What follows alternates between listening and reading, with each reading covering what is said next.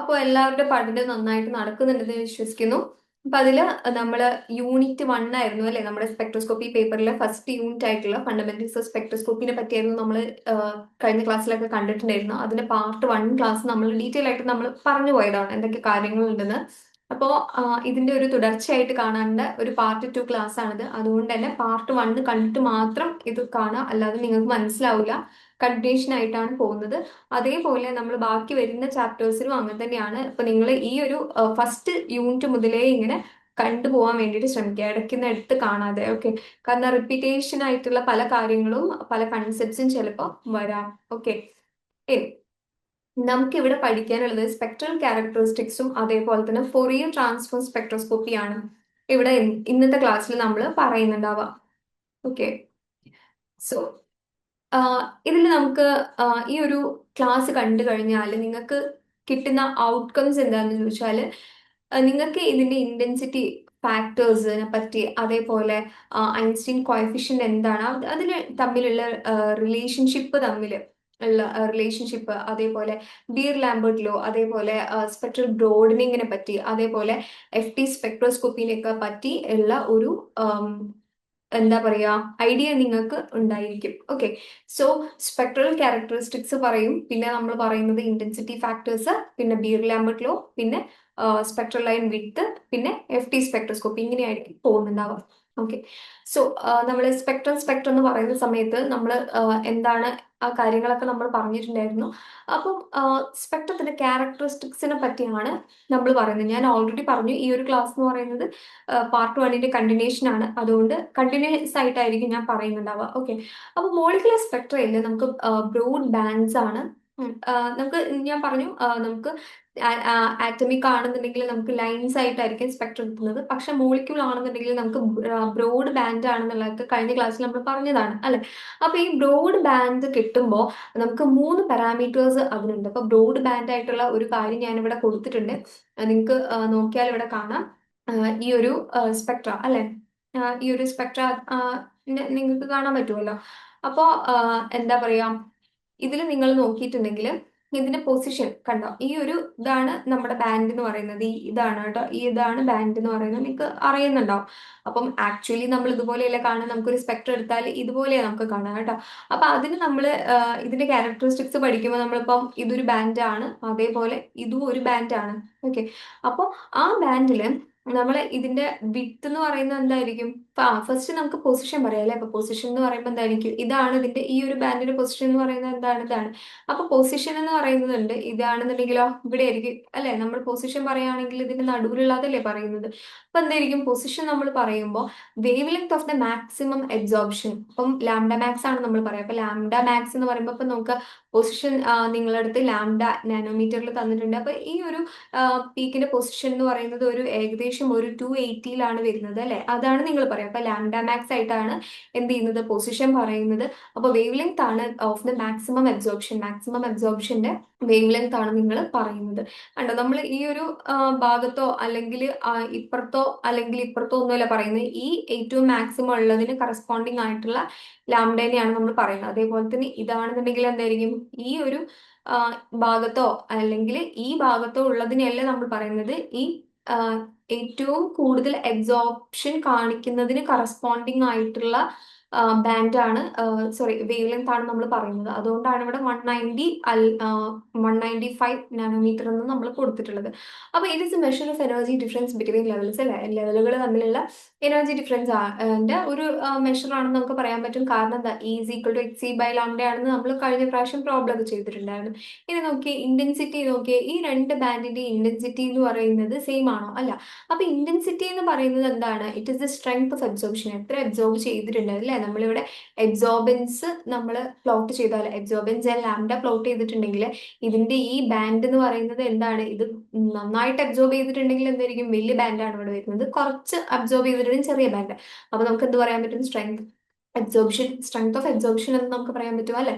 അപ്പൊ ഇത് എന്തിനാണ് ഡിപ്പെൻഡ് ചെയ്യുന്നത്? Depend on the population, probability and concentration. ഈ കാര്യങ്ങളൊക്കെ നമ്മൾ ഡീറ്റെയിൽ ആയിട്ട് പറയും. ജസ്റ്റ് ഈ കാര്യങ്ങൾ ഇപ്പൊ ശ്രദ്ധിക്കുക. എന്താ ഇന്റൻസിറ്റി എന്ന് പറയുന്നത് പോപ്പുലേഷനെ, അതേപോലെ എന്താണ് പ്രോബബിലിറ്റീനെ അതേപോലെ കോൺസെൻട്രേഷനെയാണ് ഡിപ്പെൻഡ് ചെയ്യുന്നത്. പിന്നെ നമ്മൾ പറയുന്നത് വിഡ്ത്ത് ആണ്. ഇവിടെ നോക്കുക, വിഡ്ത്ത് എന്ന് പറയുന്ന സമയത്ത് ഈ ഒരു ബാൻഡ് എടുത്തിട്ടുണ്ടെങ്കിൽ ഇതിനെയാണ് നമ്മൾ വിഡ്ത്ത് എന്ന് പറയുന്നത്. നമ്മൾ നോക്കുക, ഇവിടെ ഉള്ളത് വിഡ്ത്ത് ആയിട്ട് നമ്മൾ എടുക്കുന്നുണ്ടോ? ഇല്ല. നമ്മൾ ഇവിടെ ഉള്ളതിനെ വിഡ്ത്ത് ആയിട്ട് എടുക്കുന്നുണ്ടോ? ഇല്ല. നമ്മൾ എവിടെ എടുക്കുന്നത്? ഏറ്റവും ഒരു ഹാഫിലുള്ളതാണ് അല്ലേ നമ്മൾ എടുക്കുന്നത്. അപ്പൊ അതിന് നമ്മൾ പറയുന്ന പേരാണ് half width at half maximum. Okay, അതിന് നമ്മൾ പറയുന്ന പേരാണ് എന്ത്?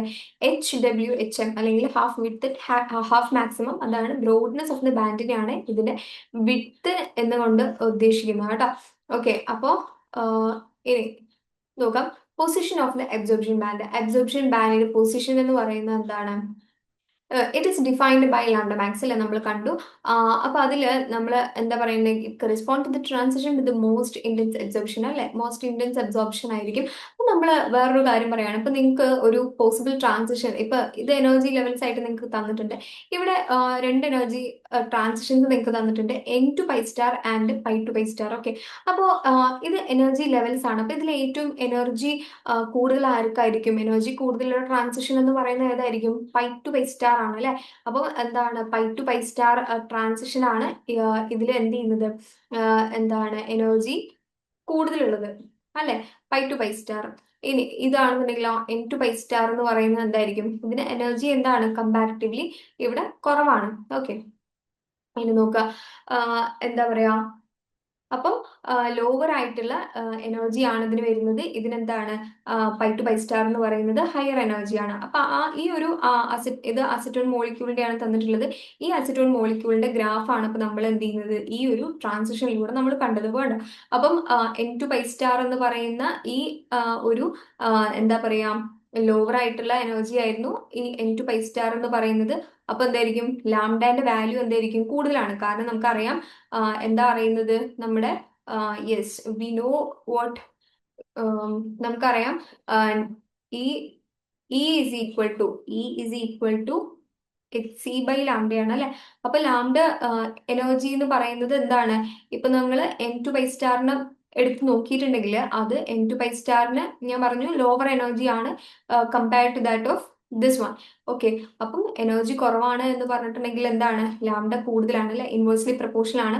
അതുകൊണ്ട് നമുക്ക് ഇതിനെ രണ്ടിനെയും കമ്പയർ ചെയ്യുന്ന സമയത്ത് 195 ആണോ, എന്താണ് 274 ആണോ ഹയർ വാല്യൂ അല്ലെ? 274 ആണ്. ഇപ്പൊ 274 എന്ന് പറയുന്ന വാല്യൂ വലുതായിട്ട് കിട്ടാനുള്ള റീസൺ ഇതാണ്. ഓക്കെ, അപ്പോൾ നമുക്ക് എന്ത് പറയാൻ പറ്റും? Wavelength is inversely proportional to energy difference അല്ലെ. വേവ് ലെങ്ത് എന്ന് പറയുന്നത് ഇൻവേഴ്സ്ലി പ്രൊപ്പോർഷണൽ ആണ് എനർജി ഡിഫറൻസിന്. ലോ ഡെൽറ്റ ഐ എന്ന് പറയുന്നത് ഹയർ ലാംഡ തരും.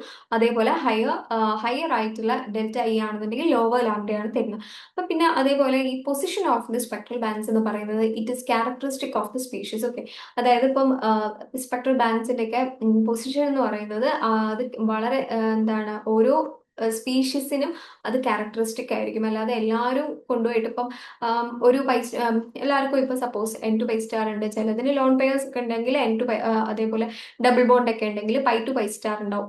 ഓക്കെ, അപ്പോ അങ്ങനെയുള്ള സ്പീഷീസിന് എല്ലാത്തിനും ഒരു ഡബിൾ ബോണ്ട് ഉണ്ടെങ്കിൽ എല്ലാത്തിനെയും π to π* എന്ന് പറയുന്നത് 195 നാനോമീറ്ററിലല്ല വരിക. അതാണ് ഇവിടെ ഈ ഒരു ഇത് പിക്ചർ ജസ്റ്റ് കാണിച്ചതേ ഉള്ളൂ. അതെല്ലാം ഒരേപോലെ തന്നെയല്ല വരിക. അതുകൊണ്ട് നിങ്ങൾ ഈ വാല്യൂ ഒന്നും കാണാതെ പഠിക്കേണ്ട, ഇത് ജസ്റ്റ് എക്സാമ്പിൾ ആയിട്ട് കൊടുത്തുകൊണ്ട് പറഞ്ഞിട്ടുണ്ടെന്ന് മാത്രം. ഓക്കെ, അപ്പോൾ നിങ്ങൾക്ക് മനസ്സിലാക്കാനുള്ളത് ആകെ ഈ ഒരു കാര്യം മാത്രമാണ്. ഇൻവേഴ്സ് ആയിട്ടുള്ള റിലേഷൻഷിപ്പ് ആണ്. അതുകൊണ്ട് തന്നെ ലോവർ ആയിട്ട് നിങ്ങൾക്ക് ഏതെങ്കിലും ഒരു എനർജി ട്രാൻസിഷൻ നടക്കുകയാണെന്നുണ്ടെങ്കിൽ നിങ്ങൾക്ക് കിട്ടുന്ന വാല്യൂ എന്ന് പറയുന്നത് ലാംഡയുടെ എന്തായിരിക്കും? കൂടുതലായിരിക്കും. ഓക്കെ, അപ്പോൾ അതേപോലെ അടുത്ത് പറയുന്നത് എന്താ? Intensity of the absorption band. അപ്പൊ ഇന്റൻസിറ്റി എന്ന് പറയുന്നതിൽ 3 ഫാക്ടറിനെ ഡിപ്പെൻഡ് ചെയ്യും. ഒന്ന് എന്താണ്? പോപ്പുലേഷൻ. ഞാൻ പറഞ്ഞു ഡീറ്റെയിൽ ആയിട്ട് നേരത്തെ പറയാന്ന് പറഞ്ഞിട്ടുണ്ടായിരുന്നു അല്ലെ. അപ്പൊ ഈ ഇന്റൻസിറ്റിയെ ഡിപ്പെൻഡ് ചെയ്യുന്ന ഫാക്ടേഴ്സ് എന്ന് പറയുന്ന ഒന്ന് എന്താണ്? പോപ്പുലേഷന്റെ എനർജി സ്റ്റേറ്റ് ആണ്. രണ്ടാമത്തെ എന്താണ്? Transition probability. മൂന്നാമത്തെ പാത്ത് ലെങ്ത് അല്ലെങ്കിൽ കോൺസെൻട്രേഷൻ ഓഫ് ദ സാമ്പിൾ ആണ്. പാത്ത് ലെങ്ത് ഇവിടെ ഉദ്ദേശിക്കുന്നത് അല്ലെങ്കിൽ പാത്ത് ലെങ്ത് വരാം, അല്ലെങ്കിൽ കോൺസെൻട്രേഷൻ ഓഫ് ദ സാമ്പിൾ നമുക്ക് വരാൻ പറ്റും. ഈ 3 കാര്യങ്ങളാണ് നമ്മൾ പറയുന്നത്. അപ്പൊ എന്താണ് പോപ്പുലേഷൻ എന്ന് ചോദിച്ചാൽ എന്താ population? The number of atoms of the molecule initially in the state from which the transition take place. അതായത് നമ്മൾ ഇപ്പൊ ട്രാൻസിഷൻസ് നടക്കുന്ന എന്താണ് ഒരു സ്റ്റേറ്റ് ഉണ്ടാവുമല്ലോ. ഇപ്പൊ ഒരുപാട് എനർജി ലെവൽസ്, അപ്പൊ നേരത്തെ നമ്മൾ കണ്ട പോലെ ഇപ്പൊ N to π*, π to π* എന്നൊക്കെ പറയുമ്പോൾ ഒരു കുറെ എനർജി ലെവൽസ് ഉണ്ട് അല്ലെ. അപ്പൊ ആ എനർജി ലെവൽസിൽ എന്താ പറയുക, ട്രാൻസിഷൻ നടക്കുന്ന എനർജി ലെവൽസിൽ എത്ര ആറ്റംസ് ഉണ്ട് അല്ലെങ്കിൽ എത്ര മോളിക്യൂൾസ് ഉണ്ട് ഇനീഷ്യലി, അതിനെയാണ് നമ്മൾ എന്ത് പറയുന്നത്, അതിന്റെ പോപ്പുലേഷൻ എന്ന് പറയുന്നത്. ഇനി ട്രാൻസിഷൻ പ്രോബിലിറ്റി എന്ന് പറയുന്നത് എന്താണ്, നമുക്ക് ആ ഒരു ട്രാൻസിഷൻ നടക്കാനുള്ള ഒരു ചാൻസ് ഉണ്ടോ, അതാണ് അല്ലേ ട്രാൻസിഷൻ പ്രോബിലിറ്റി എന്ന് പറയുന്നത്. പിന്നെ പാത്ത് ലെങ്ത് അല്ലെങ്കിൽ കോൺസെൻട്രേഷൻ ഓഫ് ദ സാമ്പിൾ എന്ന് പറഞ്ഞാൽ എന്താണ്, the number of species, the amount of the substance being analysed അല്ലേ. അപ്പോൾ കോൺസെൻട്രേഷനെ പറ്റിയാണ് ഇതിൽ പറഞ്ഞിട്ടുള്ളത്, ഏതാണ് നമ്മൾ അനലൈസ് ചെയ്യുന്നത് അതിന്റെ ഒരു എമൗണ്ട്, അതാണ് കോൺസെൻട്രേഷൻ ആയിട്ട് പറയുന്നത്. ഇവിടെ നോക്കുക, പാത്ത് ലെങ്ത് എന്ന് പറയുന്നത് നമ്മൾ ഡീറ്റെയിൽ ആയിട്ട് എന്താന്നുള്ളത് നമ്മൾ പറയാം കേട്ടോ. അപ്പോൾ നിങ്ങൾക്ക് എന്താണ് പാത്ത് ലെങ്ത് എന്നുള്ളത് മനസ്സിലാവും. അപ്പോൾ ഈ മൂന്ന് ഫാക്ടേഴ്സിലും ഈ മൂന്നാമത്തെ ഫാക്ടർ കോൺസെൻട്രേഷൻ എന്ന് പറയുന്നത് എന്താ, നമുക്ക് കൂട്ടിയും കുറച്ചും എടുക്കാൻ പറ്റൂല, അതുകൊണ്ട് തന്നെ അതെന്താണ് എക്സ്ട്രെൻസീവ് ഫാക്ടർ ആണ്. ഈ മറ്റേ രണ്ടെണ്ണം എന്തായിരിക്കും, അത് amount of the material depend ചെയ്യുന്നില്ല, അതുകൊണ്ട് തന്നെ അത് എന്തായിരിക്കും, അത് ഇൻട്രിൻസിക് ഫാക്ടർ ആണ്. ഓക്കെ. ഇനി ഇതിലുള്ള ഫസ്റ്റ് പാർട്ടായിട്ടുള്ള പോപ്പുലേഷനെ പറ്റിയാണ് നമ്മൾ പഠിക്കുന്നത്. അപ്പോൾ പോപ്പുലേഷനെ പറ്റി പഠിക്കുമ്പോൾ നമുക്ക് ഫസ്റ്റ് ഇന്റൻസിറ്റിയുടെ ഫാക്ടർ പോപ്പുലേഷൻ ആണ്. പോപ്പുലേഷൻ അപ്പോൾ intensity depend upon the number of the species initially in the state from which the transition ഒക്കെ റൈറ്റ്. അപ്പോൾ നോക്കാം, നമ്മൾ ട്രാൻസിഷൻ നടക്കണം എന്നുണ്ടെങ്കിൽ നമുക്ക് എന്താ പറയാ, എങ്ങനെയാണ് നമ്മൾ പോപ്പുലേഷൻ കാണുക. അപ്പോൾ നമുക്ക് ഇപ്പം മനസ്സിലായി എന്താണ് ഒരു എന്താണ് നല്ല ഇന്റൻസ് ആവണം എന്നുണ്ടെങ്കിൽ നോക്കാം, ഒരേ ഒരു ലെവലില് കുറേ ആൾക്കാരുണ്ടെന്ന് വിചാരിക്കുക. അപ്പൊ അവിടുന്ന് പോകുന്ന എന്താണ് ട്രാൻസിഷൻ ഉണ്ട്, അതേപോലെ ഒരാള് ഉള്ള ഒരു ലെവൽ ഉണ്ട്. ഓക്കെ. അപ്പൊ അവിടുന്നുള്ള ട്രാൻസിഷൻ ആയിരിക്കുമോ കൂടുതൽ ഇന്റൻസ് എന്ന്, ഒബ്വിയസ്ലി ഇതായിരിക്കും അല്ലെ കൂടുതൽ ഇന്റൻസ്. അപ്പൊ നമ്മൾ എന്താ പറയുന്നത്, ഇതിന്റെ population initial number of species ഇവിടെ കൂടുതലാണ്, അതുകൊണ്ടാണ് ആ പോപ്പുലേഷൻ കൂടുതൽ എന്നുള്ളത് നമുക്ക് മനസ്സിലായി. അപ്പോൾ നമ്മളിത് എങ്ങനെയാണ് മനസ്സിലാക്കുന്നതെന്ന് ചോദിച്ചാൽ, ഒരു ഗിവൺ ടെമ്പറേച്ചറിൽ the different atoms and molecules distributed amongst the allowed energy levels in accordance with the Boltzmann distribution. അപ്പൊ ഇങ്ങനെ ഡിസ്ട്രിബ്യൂട്ട് ചെയ്യാൻ നമുക്ക് പറ്റുന്നതെന്ന് പറയുന്നത് അത് തരുന്ന ഒരു ഡിസ്ട്രിബ്യൂഷന്റെ അതിന്റെ പേരാണ് ബോൾട്ട്സ്മാൻ ഡിസ്ട്രിബ്യൂഷൻ. അപ്പൊ ആ ബോൾട്ട്സ്മാൻ ഡിസ്ട്രിബ്യൂഷൻ വഴിയാണ് എന്ത് ചെയ്യുന്നത്, നമുക്ക് ഇങ്ങനെ ഈ ഒരു പെർട്ടിക്കുലർ ടെമ്പറേച്ചറിൽ പല ആറ്റത്തിനെ മോളിക്യൂളിനെയൊക്കെ പല പല എനർജി ലെവൽസിൽ ഇങ്ങനെ എന്താണ് നമ്മളിങ്ങനെ ഡിസ്ട്രിബ്യൂട്ട് ചെയ്യുന്നത്. അതായത് ആക്ച്വലി ഞാനിപ്പോൾ എക്സാമ്പിളിന് വേണ്ടിയിട്ട് ഞാനിവിടെ മൂന്നെണ്ണം ഇവിടെ ഒന്നിട്ട് അങ്ങനെ എനിക്കിത് പോവാം, അല്ലെങ്കിൽ ഇപ്പോൾ ഇവിടെ നോക്കാം, എനിക്കിവിടെ ഒരു 5 എണ്ണം ഇവിടെ ഞാൻ ഒന്ന്, അല്ലെങ്കിൽ ഞാൻ ഇവിടെ ഒരു 5 എണ്ണം, അങ്ങനെയൊക്കെ എനിക്ക് തോന്നിയ പോലെ ആക്ച്വൽ മോളിക്യൂളിൽ നമുക്ക് എന്ത് ചെയ്യാൻ പറ്റില്ല, ആക്ച്വലി എനിക്ക് ചെയ്യാൻ വേണ്ടിയിട്ട് പറ്റൂല. അതിന് കുറച്ച് സാധനങ്ങളുണ്ട്, അതായത് കുറച്ച് ക്രൈറ്റീരിയാസ് ഉണ്ട്, ഇങ്ങനെ എങ്ങനെയാണ് ഇതിന് പോപ്പുലേഷൻസ് വരുന്ന ആ ഒരു കാര്യമാണ് പറയുന്നത് കേട്ടോ. ഇനി നോക്കാം. അപ്പം പോപ്പുലേഷൻ എന്ന് പറയുന്നത്, അപ്പൊ ഇതിൽ പറയുന്നത് എന്താണെന്ന് വെച്ചാൽ, ഇപ്പൊ നമ്മൾ എനർജി ലെവൽസിന്റെ എനർജി ഇങ്ങനെ കൂടുന്നതിനനുസരിച്ച് ഓരോ ലെവലിനും എന്താണ് ക്രൈറ്റീരിയ എന്നാണ് പറയുന്നത്. അപ്പോൾ ബോൾട്ട്സ്മാൻ ഡിസ്ട്രിബ്യൂഷൻ എന്താണെന്നാണ് പറയുന്നത്. അപ്പോൾ population decreases as energy increases. അതായത് എനർജി ലെവലിൽ ഇപ്പൊ suppose this is E1, E2 and E3 ആണ്, ആൻഡ് ദിസ് ഇസ് E4 എന്ന് പറയുന്ന ലെവലാണെന്ന് വിചാരിച്ചോ. എനർജി ഇങ്ങനെ കൂടി കൂടി പോവാണല്ലേ മേലേക്ക് പോകുന്ന സമയത്ത്. അപ്പം ഇതിൽ പറയുന്നത് എന്താണെന്ന് വെച്ചാൽ, population decreases as energy increases. Energy കൂടുന്ന സമയത്ത് പോപ്പുലേഷൻ കുറയാണ് ചെയ്യുക. അതായത് ഏറ്റവും കൂടുതൽ പോപ്പുലേറ്റഡ് എന്ന് പറയുന്നത് ആരായിരിക്കും, ഗ്രൗണ്ട് സ്റ്റേറ്റ് ആയിരിക്കും. പിന്നെ അതിനേക്കാളും മേലെയുള്ള സ്റ്റേറ്റ് എന്ന് പറയുന്നത് അതിനേക്കാളും കുറവ് പോപ്പുലേറ്റഡ് ആയിരിക്കും, അങ്ങനെയായിരിക്കും വരിക എന്നാണ് പറയുന്നത്. അതാണ് പറയുന്നത്, according to Boltzmann statistical distribution the population of the ground state, that is the number of species in the ground state, is highest and it keep on decreasing as we go to the higher energy level അല്ലേ. Higher energy ലെവലിലേക്ക് പോകുന്ന സമയത്ത് അത് ഇങ്ങനെ കുറയാണ് ചെയ്യുന്നത്. അപ്പൊ അതിന്റെ ഒരു ഇക്വേഷൻ ആണിത്, Ni/N0 is equal to E minus delta E/KT എന്ന് പറയുന്നത്. ഇവിടെ ഈ K എന്ന് പറയുന്ന ആരാണ്, ബോൾട്ട്സ്മാൻ കോൺസ്റ്റന്റ് ആണ്. കെന്റെ വാല്യൂ നമ്മൾ കാണാതെ പഠിച്ചു വെക്കണം. 1.38 × 10⁻⁻23 ജൂൾ പെർ കെൽവിൻ ആണ്. എപ്പോഴും നോക്കുക, ടെമ്പറേച്ചർ നമ്മൾ അബ്സല്യൂട്ട് ടെമ്പറേച്ചർ ആയിട്ടുള്ള കെൽവിനിൽ തന്നെയാണ് നമ്മൾ എന്ത് ചെയ്യേണ്ടത്, പ്രോബ്ലം ഒക്കെ ചെയ്യുന്ന സമയത്ത് എല്ലാം കെൽവിനിലാണ് ടെമ്പറേച്ചർ വേണ്ടത്. Ni എന്ന് പറയുന്നത് ith ലെവലിലെ പോപ്പുലേഷൻ ആണ്. ഓക്കെ.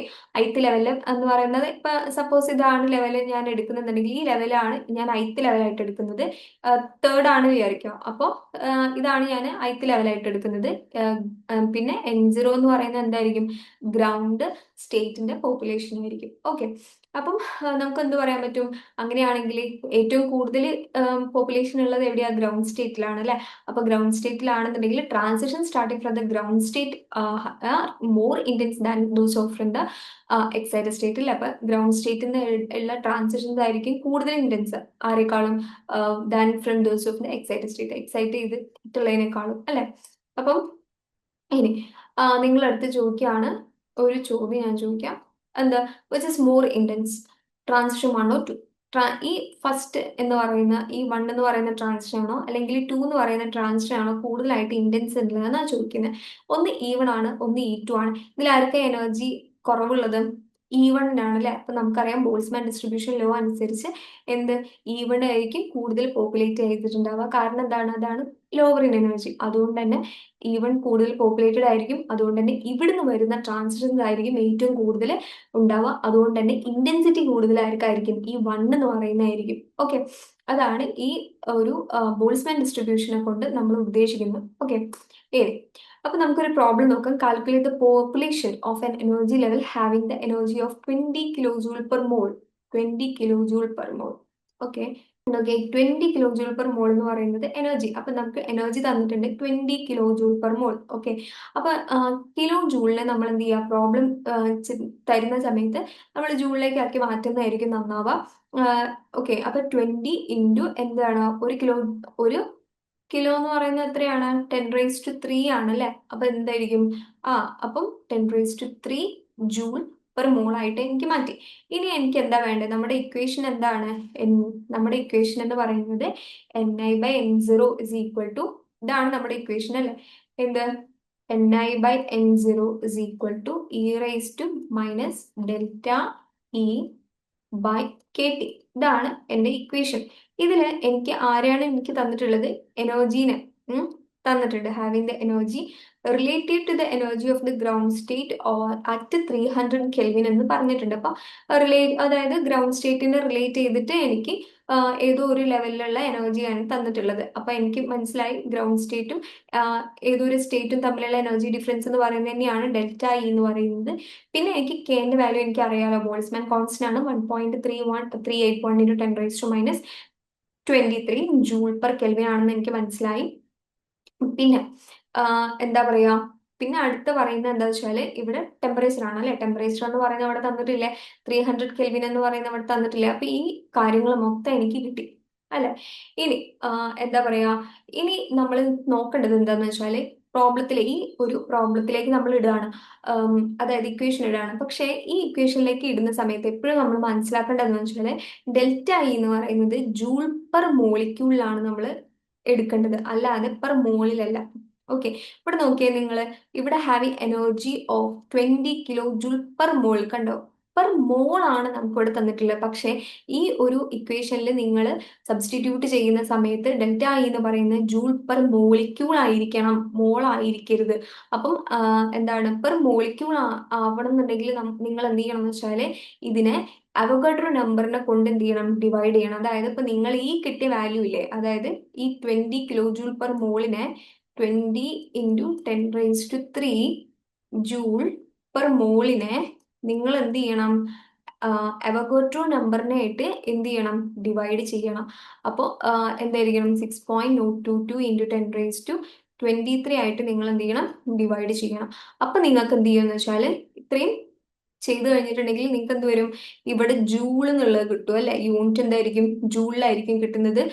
അപ്പൊ നിങ്ങൾക്ക് നേരിട്ട് ഈ ഒരു ഇക്വേഷനിൽ പിന്നെ സബ്സ്റ്റിറ്റ്യൂട്ട് ചെയ്യാൻ പറ്റും. അതായത് E is equal to minus, അപ്പോൾ നിങ്ങൾക്ക് ഈ ഒരു വാല്യൂ ആയിരിക്കും കിട്ടുന്നത്. എന്നിട്ട് E is equal to minus ΔE/kT എന്ന് പറയുമ്പോൾ ഈ വാല്യൂ എന്ത് ചെയ്യുക? ജസ്റ്റ് സബ്സ്റ്റിറ്റ്യൂട്ട് ചെയ്യുക. അപ്പോൾ നിങ്ങൾക്ക് ഇത്രയും ഇങ്ങനെയാണ് ആൻസർ കിട്ടുന്നത്. അതായത് ഇതിന് അർത്ഥം എന്താണെന്ന് ചോദിച്ചാൽ ഇപ്പൊ ഇത്രയും സ്പീഷീസ് ഉണ്ടെങ്കിൽ, ഗ്രൗണ്ട് സ്റ്റേറ്റിൽ ഇത്രയും സ്പീഷീസ് ഉണ്ടെങ്കിൽ അതിലുള്ള ആകെ 32 സ്പീഷീസ് മാത്രമാണ് എന്ത് ചെയ്യുന്ന ഒരു 20 കിലോ ജൂൾ പെർ മോള് ഉള്ള സ്പീഷീസ് എന്ന് പറയുന്നത്. അതായത് 3 സ്പീഷീസിൽ ആകെ 32 എണ്ണത്തിന് മാത്രമേ എന്തുള്ളൂ? ഈ 20 കിലോ ജൂൾ പെർ മോൾ എന്ന് പറയുന്ന എനർജി ഉള്ളൂ എന്നാണ് ഈ ഒരു പ്രോബ്ലത്തിന്റെ അർത്ഥം. ആ പ്രോബ്ലത്തിന്റെ ഫിസിക്കൽ സിഗ്നിഫിക്കൻസ് ഒന്നും നമുക്ക് വേണ്ട, എന്നാലും ടെക്സ്റ്റിൽ വന്നിട്ടുള്ളതുകൊണ്ട് പറഞ്ഞതേ ഉള്ളൂ. ഓക്കെ, അപ്പൊ നിങ്ങൾക്ക് ഏറ്റവും ഇവിടെ പ്രോബ്ലത്തിൽ കൂടുതൽ തെറ്റിക്കാനുള്ള ചാൻസ് എന്ന് പറയുന്നത് എന്താണ്? ഇവിടെ ഈ ഡെൽറ്റ ഐന്റെ കൺവേർഷൻ ആണ്. അപ്പൊ എപ്പോഴും ആലോചിച്ച് വെക്കുക, ഡെൽറ്റ ഐ എന്ന് പറയുന്നത് ഈ ഒരു പ്രോബ്ലം ചെയ്യുന്ന സമയത്ത് ഒരിക്കലും നമ്മൾ മോളിൽ ചെയ്യരുത്. മോളിൽ അല്ല നമുക്ക് വേണ്ടത്, പെർ മോളിക്യൂളിനാണ്, മോളിക്യൂളിനെയാണ് നമ്മൾ നോക്കുന്നത് കേട്ടോ. ഇനി അടുത്തെന്ന് പറഞ്ഞാൽ നമുക്ക് എന്താണ് ഒരു മോളിക്കുലാർ സിസ്റ്റം ഒരു ഇലക്ട്രോമാഗ്നറ്റിക് റേഡിയേഷൻ ഒക്കെ ഇൻഫ്ലുവൻസിൽ പല പല പ്രോസസ്സസ് അണ്ടർഗോ ചെയ്യും അല്ലെ. അപ്പൊ ആ പ്രോസസ്സസ് ഏതൊക്കെയാന്നുള്ളത് നോക്കാം. ഒന്നെന്ന് പറയുന്നത് എന്താ, ഇൻഡ്യൂസ്ഡ് അബ്സോർപ്ഷൻ ആണ്. ഒന്ന് ഇൻഡ്യൂസ്ഡ് അബ്സോർപ്ഷൻ ആണ്. അതേപോലെ രണ്ടാമത്തത് സ്പോണ്ടേനിയസ് അബ്സോർപ്ഷൻ ആണ്. മൂന്നാമത്തത് ഇൻഡ്യൂസ്ഡ് എമിഷൻ ആണ്. അപ്പൊ എന്താണെന്നുള്ളത് നമുക്ക് നോക്കാം. ഓക്കെ, അപ്പൊ ഇൻഡ്യൂസ്ഡ് അബ്സോർപ്ഷൻ എന്ന് പറഞ്ഞാൽ എന്താണ്? ഇൻഡ്യൂസ്ഡ് അബ്സോർപ്ഷൻ എന്ന് പറയുന്നത് ഒരു മോളിക്യൂള് അല്ലെങ്കിൽ ഏതെങ്കിലും ഒരു ആറ്റം, അതിന് ഞാൻ എം എന്ന് വിളിച്ചു, അതിലേക്ക് എന്ത് ചെയ്യാണ്, ഒരു റേഡിയേഷൻ വന്നു. അപ്പൊ എന്ത് ചെയ്യും, റേഡിയേഷൻ വന്ന് ഹിറ്റ് ആയിട്ടുണ്ടെങ്കിൽ ഇത് എക്സൈറ്റഡ് സ്റ്റേറ്റിലേക്ക് പോകൂലേ അല്ലെ. അപ്പൊ നമ്മൾ നേരെ നേരെ പറഞ്ഞ പോലെ തന്നെ, അതായത് ഇപ്പൊ ഒരു ആറ്റം ഉണ്ടെന്ന് വിചാരിക്കുക, അതിനെ എന്ത് ചെയ്യുക, ഇപ്പൊ എച്ച് ഡി വന്ന് ഹിറ്റ് ചെയ്തിട്ടുണ്ടെങ്കിൽ എന്ത് ചെയ്യും, ഇത് മേലേക്ക് പോകില്ലേ അല്ലെ. അപ്പം മേലേക്ക് പോയി ഇത് നിൽക്കുന്നു, അതിനെയാണ് ഇൻഡ്യൂസ്ഡ് അബ്സോർപ്ഷൻ. അതായത് ഈ റേഡിയേഷൻ വരുന്നു, റേഡിയേഷനെ ആറ്റം എന്ത് ചെയ്യുന്നു, അബ്സോർബ് ചെയ്യുന്നു, മേലെയുള്ള ഒരു ലെവലിലേക്ക് എത്തിക്കുന്നു, അത്രയേ ഉള്ളൂ. ഇനി സ്പോണ്ടേനിയസ് എമിഷൻ എന്ന് പറഞ്ഞാൽ എന്താ, അബ്സോർപ്ഷന് നേരെ എന്താണ് ഓപ്പോസിറ്റ് ആണ് എമിഷൻ അല്ലെ. അതായത് ഇവിടെ ഈ എക്സൈറ്റ് ചെയ്തിട്ടുള്ള ഒരു എക്സൈറ്റഡ് ആയിട്ടുള്ള മോളിക്യൂളിൽ നിന്ന് എന്ത് ചെയ്യുന്നു, ഇത് എന്താണ്, എപ്പോഴും നിങ്ങളൊന്ന് ആലോചിച്ച് നോക്കിയാൽ എക്സൈറ്റഡ് സ്റ്റേറ്റ്സ് എന്ന് പറയുന്നത് എന്താണ്, അൺസ്റ്റേബിൾ ആണ് അല്ലെ. നമ്മൾ പണ്ട് പഠിച്ചിട്ടുണ്ട് എക്സൈറ്റഡ് സ്റ്റേറ്റ്സ് ഒക്കെ അൺസ്റ്റേബിൾ ആയിരിക്കും. സ്റ്റെബിലിറ്റി കൂടുതൽ എന്ന് പറയുന്നത് ലോവർ എനർജി അല്ലെ, എനർജി കുറവാണെങ്കിലാണ് നിങ്ങൾക്ക് എന്താണ് സ്റ്റേബിൾ ആവുന്നത്. അപ്പോൾ ഈ എക്സൈറ്റഡ് സ്റ്റേറ്റിൽ നിന്ന് താഴെ വരാനുള്ള ഒരു ടെൻഡൻസി ഉണ്ടാവൂലേ, അങ്ങനെ താഴേക്ക് വരും. അപ്പൊ താഴേക്ക് വരുന്ന സമയത്ത് എന്ത് ചെയ്യും, ഈ അബ്സോർബ് ചെയ്തിട്ടുള്ള എനർജി കുറച്ച് എന്ത് ചെയ്യും, പുറത്തേക്ക് പോകും അല്ലെ. അപ്പൊ ഈ എച്ച് ന്യൂ ആയിട്ട് പുറത്തേക്ക് പോകും, ഈ ആറ്റ് എന്ത് ചെയ്യും, ഇവിടെ എത്തും. അപ്പൊ അതിനാണ് സ്പോണ്ടേനിയസ് എമിഷൻ എന്ന് പറയുന്നത്. ഓക്കെ, ഇനി ഇതല്ലാതെ നിങ്ങൾക്ക് സ്റ്റിമുലേറ്റഡ് എമിഷനും വരാൻ പറ്റും. സ്റ്റിമുലേറ്റഡ് എമിഷൻ എന്ന് പറഞ്ഞാൽ വേറൊന്നുമല്ല, അതായത് ഇങ്ങനെ നിങ്ങളിപ്പോൾ ഈ ഫസ്റ്റ് പ്രോസസ്സിൽ നിങ്ങൾക്കിപ്പോൾ നിങ്ങൾ ഒരു ഫസ്റ്റ് നിങ്ങളുടെ അടുത്ത് ഒരു ആറ്റം ഉണ്ടായിരുന്നു, ആ ആറ്റത്തിന് നിങ്ങൾ കുറച്ച് എനർജി കൊടുത്തു, ആ എനർജി കൊടുത്തിട്ട് ഇത് എന്ത് ചെയ്യുന്നു, എക്സൈറ്റഡ് ആയിട്ട് ഇവിടെ എത്തി. ഓക്കെ, എക്സൈറ്റഡ് ആയിട്ട് ഇവിടെ എത്തി. ഈ എക്സൈറ്റഡ് ആയിട്ടുള്ളതിന് ഒന്നാമത്തെ പ്രോസസ്സ് എന്ന് പറയുന്നത് ഒന്നെങ്കിൽ ഇതിന് സ്വന്തമായിട്ട് എന്ത് ചെയ്യാം, എനർജി റിലീസ് ചെയ്തിട്ട് താഴേക്കുള്ള സ്റ്റേറ്റിലേക്ക് തന്നെ മോർ സ്റ്റേബിൾ സ്റ്റേറ്റിലേക്ക് പോകാൻ വേണ്ടി പറ്റും. പക്ഷെ അതല്ല എന്നുണ്ടെങ്കിൽ നിങ്ങൾക്ക് എന്ത് ചെയ്യാൻ പറ്റുമെന്ന് വെച്ചാൽ കുറച്ച് എനർജി നിങ്ങൾ ഇവിടുന്ന് കൊടുക്കാം. കുറച്ച് എനർജി നിങ്ങൾ ഇവിടുന്ന് ഒരു എച്ച് ന്യൂ നിങ്ങൾ കൊടുത്തിട്ടുണ്ടെങ്കിൽ എന്ത് ചെയ്യും, ഇത് എന്ത് ചെയ്യും, താഴേക്ക് വരും അല്ലെ. താഴേക്ക് വരും. അപ്പൊ എന്ത് ചെയ്യും, നിങ്ങൾക്ക് ആറ്റം താഴെ എത്തി. പക്ഷേ ഈ അബ്സോർബ് ചെയ്തിട്ടുള്ള എനർജി എന്ത് ചെയ്യും, ഇപ്പൊ കൊടുത്തിട്ടുള്ളതും പുറത്തേക്ക് പോകും, ആദ്യം കൊടുത്തിട്ടുള്ളതും പുറത്തേക്ക് പോകും അല്ലെ. അപ്പൊ എന്ത് ചെയ്യും, 2H ആയിരിക്കും ഇവിടെ ഉണ്ടാവുന്നത്. ഓക്കെ, 2H ആയിരിക്കും ഇവിടെ പുറത്തേക്ക് വരുന്നത്. അത്രയാണ് ഇതിൽ പറയാനുള്ളത്. അപ്പൊ quantum of radiation having the energy equal to the difference in the energies of the two states induces stimulate the excited species M start to go from state N to state M with emission of a photon. അതാണ് ഈ ഒരു പിക്ചറിലും തന്നിട്ടുള്ളത്. ആദ്യം M എന്ന് Nലേക്കാണ് നമ്മൾ പോകുന്നത്, induced അബ്സോർപ്ഷനിലേക്ക്. H new എന്ത് ചെയ്യുന്നു, അബ്സോർബ് ചെയ്യുന്നു. അടുത്തേക്ക് എച്ച് ന്യൂ എന്ന് പറയുന്നത് റിലീസ് ചെയ്തിട്ട് എന്ത് ചെയ്യും, സ്പോണ്ടേനിയസ്ലി അത് എന്ത് ചെയ്യാണ്, എമിറ്റ് ചെയ്യാണ്. അടുത്ത് എന്താണ്, ഇൻഡ്യൂസ്ഡ് എമിഷൻ എന്ന് പറയുമ്പോൾ നിങ്ങൾ അത് സ്പോണ്ടേനിയസ് ആയിട്ട് എമിറ്റ് ചെയ്ത് വരില്ല, നിങ്ങൾ ഒരു ഫോട്ടോൺ വെച്ചിട്ട് അതിനെ ഇൻഡ്യൂസ് ചെയ്യിപ്പിക്കുകയാണ്. അപ്പോൾ ഇൻഡ്യൂസ് ചെയ്യുന്ന സമയത്ത് അതെന്ത് ചെയ്യും, അത് താഴേക്ക് വരികയാണ് ചെയ്യുന്നത് അല്ലെ. അങ്ങനെ അപ്പൊ അവിടെ നമുക്ക് ഉണ്ടാകുന്നത് എന്താണ്, 2H രണ്ട് H ആണ് പുറത്തേക്ക് വരുന്നത്. ഇത്രയാണ് ഈ ഒരു കാര്യത്തിൽ പറയാനുള്ളത്. ഓക്കെ, ഇനി അടുത്തെന്ന് പറഞ്ഞാൽ ഇന്റൻസിറ്റി ഫാക്ടർ 2 ട്രാൻസിഷൻ പ്രോബബിലിറ്റി ആണ് പറയാനുള്ളത്. എന്താണ്, ഞാൻ പറഞ്ഞു ട്രാൻസിഷൻ പ്രോബബിലിറ്റി എന്ന് പറഞ്ഞാൽ എന്താ, നമുക്ക് ട്രാൻസിഷൻ നടക്കാനുള്ള ഒരു സാധ്യത അല്ലെ. അപ്പൊ it is a measure of the allowedness of a transition allowed ആണോ അല്ലേ, ആ ഒരു കാര്യമാണ് ഇതിൽ പറയുന്നത്. അപ്പൊ ഇൻഡ്യൂസ്ഡ് അബ്സോർപ്ഷൻ എന്ന് പറഞ്ഞാൽ ഇതിന്റെ റേറ്റ് എന്ന് പറയുന്നത് എന്തിന് ഡിപ്പെൻഡ് ചെയ്യുന്നു? ബി എം എൻ എന്ന് പറയുന്ന ഐൻസ്റ്റീൻ കോയഫിഷ്യൻ, ബി എം എന്നിനെ ഡിപ്പെൻഡ് ചെയ്യുന്നു. ഈ ബി എം എന്നിനെ പറയുന്ന പേരാണ്, ഇതൊരു കോയഫിഷ്യന്റ് ആണ്, ഇതിന് നമ്മൾ പറയുന്ന പേരാണെന്ത്? ഐൻസ്റ്റീൻ കോയഫിഷ്യന്റ് എന്ന്. ഈ ഒരു ടേമിന് പറയുന്ന പേരാണ് ഐൻസ്റ്റീൻ കോയഫിഷ്യന്റ്. അത് എന്താണ്? ഇൻഡ്യൂസ്ഡ് അബ്സോർപ്ഷന്റെ കേസിൽ റേറ്റ് എന്ന് പറയുന്നത് N M B M N റോനെയാണ് ഡിപ്പെൻഡ് ചെയ്യുന്നത്. ഈ റോ എന്ന് പറയുന്നത് എന്താണെന്നറിയോ? റോ എന്ന് പറയുന്നത് എന്താണ്? സ്പെക്ട്രൽ റേഡിയേഷൻ ഡെൻസിറ്റി ആണ്. അതിന്റെ എന്താണ് ഒരു ഇക്വേഷൻ ആണ് ഇവിടെ കാണിച്ചിട്ടുള്ളത്. നിങ്ങൾക്ക് വേണമെങ്കിൽ ഇത് കാണാതെ പഠിക്കാം, പക്ഷെ ഈ ഇക്വേഷൻസ് മാത്രം ഒന്ന് ജസ്റ്റ് എന്തായാലും നോക്കി വെക്കണം കേട്ടോ. അപ്പം N M B M N rho ആണ് ഇതിൽ വരുന്നത്. ഇനി നോക്കിയേ, നമ്മൾ ഇൻഡ്യൂസ്ഡ് അബ്സോർപ്ഷൻ എന്ന് പറഞ്ഞപ്പോൾ അബ്സോർബ് ചെയ്ത് മേലെ എന്ത് ചെയ്തു? മേലത്തെ ലെവലിലെത്തി. ഇനി അവിടുന്ന് എന്താണ് അവിടുന്ന് നിങ്ങൾ എമിഷൻ ചെയ്യണം അല്ലെ? അപ്പൊ ഈ സ്പോണ്ടേനിയസ് എമിഷന്റെ കേസിൽ എന്താണെന്ന് വെച്ചാൽ it is independent of the radiation density. ആ റേഡിയേഷന്റെ ഡെൻസിറ്റീനെ ഇൻഡിപെൻഡന്റ് ആണ്. അതായത് ഇവിടെ നിങ്ങൾക്ക് എന്ത് ചെയ്യണമെന്ന് വെച്ചാൽ ഈ സ്പെക്ട്രൽ ഡെൻസിറ്റി എന്ന് പറയുന്ന ടേം നിങ്ങൾക്ക് ഈ ഒരു ഭാഗത്ത് കാണാൻ പറ്റൂല.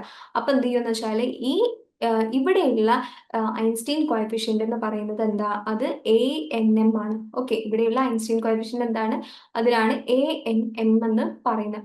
ഇനി നോക്കിയാൽ അടുത്തതില് ഇൻഡ്യൂസ്ഡ് എമിഷൻ അല്ലെങ്കിൽ സ്റ്റിമുലേറ്റഡ് എമിഷന്റെ കേസിൽ ഈ റേറ്റ് എന്ന് പറയുന്നത് എമിഷൻ അല്ലേ, നമ്മൾ ഇൻഡ്യൂസ് ചെയ്തിട്ടുള്ള എമിഷൻ തന്നെയാണ്. അപ്പൊ ഇതിന്റെ റേറ്റ് എന്ന് പറഞ്ഞ് നമ്മൾ നോക്കിയപ്പോൾ ഇൻഡ്യൂസ്ഡ് അബ്സോർപ്ഷന്റെ നേരെ ഓപ്പോസിറ്റ് ആയിട്ടുള്ളതാണ് കണ്ടെത്തിയത്.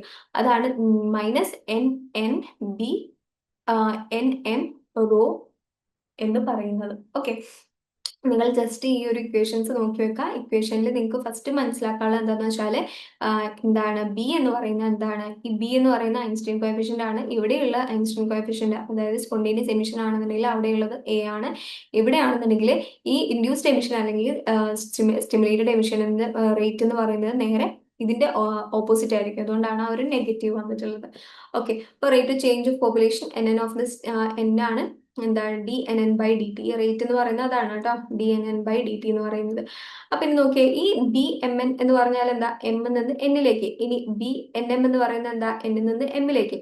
ഓക്കെ, ഇത് അതാണ് നമ്മളിപ്പോ ഈ ഇവിടെ കാണിച്ചില്ലേ, ഈ എം എൻ എന്ന് പറയുന്നത് കണ്ടോ? എൻ എം എന്ന് പറയുന്നത് അതാണ് ഇവിടെ ഈ സബ്സ്ക്രിപ്റ്റ് ആയിട്ട് കൊടുത്തിട്ടുള്ളത് കേട്ടോ.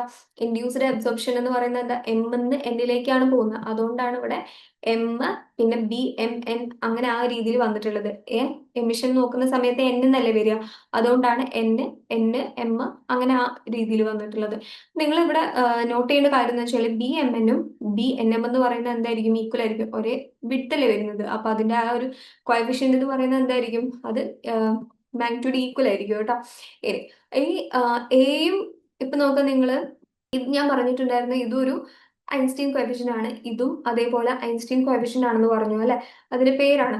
അപ്പൊ ഈ ഐൻസ്റ്റീൻ കോഎഫിഷ്യന്റുകൾ തമ്മിലുള്ള റിലേഷൻ എന്ന് പറയുന്നത് എന്താ? A N M is equal to 8πhc nu raise to -3 എന്നിട്ട് ബി എൻ എം എന്നുള്ളതാണ് ഇതിന്റെ ഒരു റിലേഷൻ ആയിട്ട് വരുന്നത് കേട്ടോ. അപ്പൊ നിങ്ങൾക്ക് മനസ്സിലായി ഇത് രണ്ടും എന്താ? ഇത് ഡയറക്ട്ലി പ്രൊപ്പോർഷണൽ ആണ് കേട്ടോ. ആരെ? സോറി, ഡയറക്ട്ലി പ്രൊപ്പോർഷണൽ ആണ് ആരെ? ന്യൂന്. അപ്പൊ നമുക്ക് spontaneous emission A N M increases rapidly related to the induced emission as a frequency increases. അതായത് എ എൻ എം എന്ന് പറയുന്നത് എന്താ? നമ്മുടെ സ്പോണ്ടേനിയസ് എമിഷന്റെ ആയിരുന്നു അല്ലെ. അപ്പം സ്പോണ്ടേനിയസ് എമിഷൻ എന്ന് പറയുന്നത് കൂടും എപ്പോ? ഇൻക്രീസ് ചെയ്യും. എപ്പോഴാണ് ഇൻക്രീസ് ചെയ്യുന്നത്? Rapidly related to the induced emission as a frequency increases. ഇപ്പൊ ഫ്രീക്വൻസി കൂടുന്ന സമയത്ത് എന്ത് ചെയ്യും? എ എൻ എമ്മും കൂടുന്നു എന്ന് നമുക്ക് മനസ്സിലാക്കാൻ വേണ്ടി പറ്റും. ഓക്കെ, അപ്പം ഇവിടെ ഈ ഒരു പോർഷൻ എന്ന് പറയുന്നത് കുറച്ചൊരു കോംപ്ലിക്കേറ്റഡ് ആണ് നിങ്ങൾക്ക് മനസ്സിലാക്കാൻ വേണ്ടിയിട്ട്. വളരെ സിമ്പിൾ ആയിട്ട് ഇനി ഇതിലും എന്താ പറയാ കുറയ്ക്കാൻ വേണ്ടിയിട്ട് നമുക്ക് പറ്റൂല. അതുകൊണ്ട് ഇമ്പോർട്ടന്റ് ആയിട്ടുള്ള കാര്യങ്ങളൊക്കെ നമുക്ക് പറയണ്ടേ, അതുകൊണ്ടാണ് ഈ കാര്യം പറഞ്ഞിട്ടുള്ളത്. നിങ്ങൾക്ക് വേണമെങ്കിൽ ഇത് സ്കിപ്പ് ചെയ്യാം, നിങ്ങൾക്ക് ഇങ്ങനത്തെയൊക്കെ ടേംസ് ഉണ്ട്. എന്തായാലും ഈ പഠിക്കാൻ തീരെ പറ്റാത്ത ആൾക്കാർ എന്ത് ചെയ്യുക? ഐൻസ്റ്റീൻ കോഎഫിഷ്യന്റ് തമ്മിലുള്ള റിലേഷനും അതേപോലെ ഇതൊന്ന് ഡയറക്ട്ലി പ്രൊപ്പോർഷണൽ ആണ് എന്താണ് ഫ്രീക്വൻസിക്ക് എന്നുള്ളത് ഒന്ന് ജസ്റ്റ് മനസ്സിലാക്കി വെക്കുക. അത്രയാണ് ഇതിലുള്ള ആവശ്യമുള്ളത് കേട്ടോ. ഇനി പിന്നെ ഇൻഡ്യൂസ്ഡ് അബ്സോർപ്ഷൻ, ഇതെന്തായാലും അബ്സോർപ്ഷന്റെ കേസ് എനിക്ക് തോന്നുന്നു നിങ്ങൾക്ക് ഏകദേശം മനസ്സിലായിട്ടുണ്ടായിരിക്കും. കാരണം അബ്സോർപ്ഷൻ എമിഷൻ എന്നൊക്കെ പറയുന്നത് നിങ്ങൾക്ക് ഓൾറെഡി കേട്ടിട്ടുള്ളതാണ്. അപ്പൊ റേറ്റിന്റെ ഇക്വേഷൻ എന്ത് ചെയ്യുക, ഒന്ന് നോക്കി വെക്കുക കേട്ടോ. റേറ്റിന്റെ ഇക്വേഷൻ ഒന്ന് പഠിച്ചു കഴിഞ്ഞിട്ടാണെങ്കിൽ ഇവിടെ ഉള്ളത് നിങ്ങൾക്ക് ഓൾറെഡി കിട്ടും. പിന്നെ എന്താണ്, ഇതിൽ മാത്രമാണ് ഒരു വ്യത്യാസം ഉള്ളത്. അപ്പൊ ഇത് രണ്ടിനെയും എയും ബിയും തമ്മിലുള്ള റിലേഷൻ ആണ് ഈ കാണിച്ചിട്ടുള്ളത്. ഇതൊന്ന് പഠിച്ചു വെക്കുക.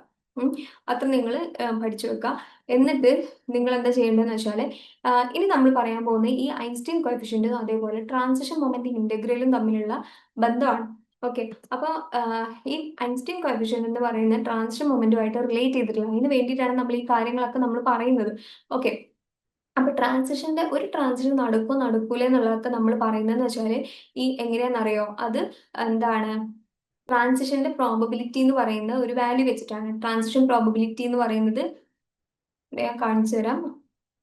അതായത് ഈ എന്താണ്, നമ്മൾ ഒരു ഇപ്പോൾ ഒരു ലെവലിൽ നിന്ന് വേറൊരു ലെവലിലേക്ക് ഇങ്ങനെ ട്രാൻസിഷൻ നടക്കൂ ഇല്ലയോ എന്നൊക്കെ പറയുന്നത് ട്രാൻസിഷൻ പ്രോബബിലിറ്റി വെച്ചിട്ടാണ്.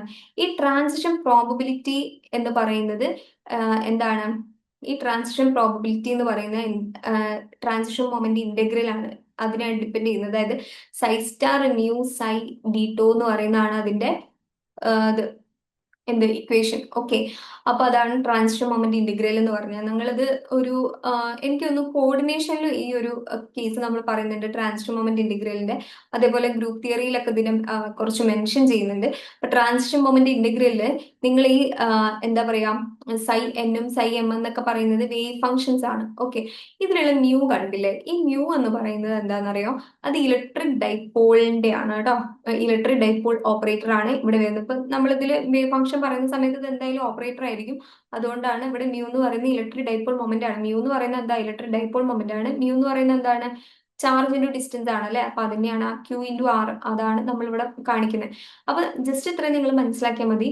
ഈ ഐൻസ്റ്റീൻ കോഎഫിഷ്യന്റ് എന്ന് പറയുന്നത് ട്രാൻസിഷൻ മൊമെന്റ് ആയിട്ട് എന്താണ് റിലേറ്റ് ചെയ്തിട്ടുള്ളതാണ്. ഐൻസ്റ്റീൻ കോഎഫിഷ്യന്റ് ട്രാൻസിഷൻ മൊമെന്റ് ആയിട്ട് റിലേറ്റ് ചെയ്തിട്ടുണ്ട്. ഈ റിലേറ്റ് ചെയ്തിട്ടുള്ള ഇക്വേഷൻ ആണ് ഈ കാണിച്ചു തന്നിട്ടുള്ളത്.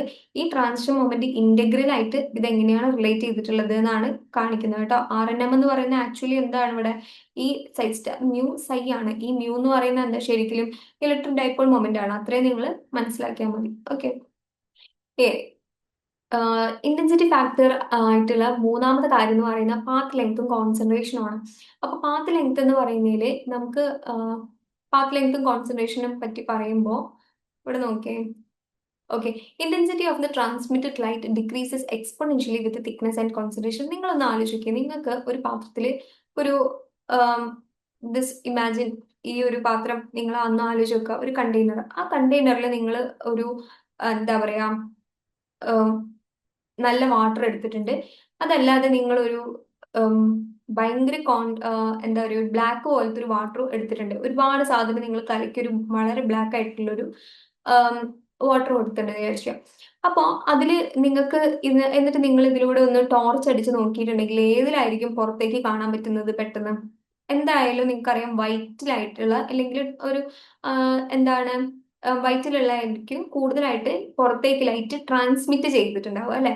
അപ്പൊ ഇനി അതിന് പകരം നിങ്ങൾ ബ്ലാക്ക് ആയിട്ടുള്ള വളരെ കോൺസെൻട്രേറ്റഡ് ആയിട്ടുള്ള എന്തൊക്കെയോ നിങ്ങൾ കലക്കി, എന്തൊക്കെയോ സാധനങ്ങൾ കലക്കിയപ്പോൾ നിങ്ങൾക്കൊരു വളരെ എന്താ പറയുക, കോൺസെൻട്രേഷൻ കൂടി എന്തെങ്കിലും സാധനമാണെന്നുണ്ടെങ്കിൽ അതിന്ന് നിങ്ങൾ ഒരു ടോർച്ച് അടിച്ചിട്ടുണ്ടെങ്കിൽ നിങ്ങൾക്ക് എന്ത് കിട്ടുമോ?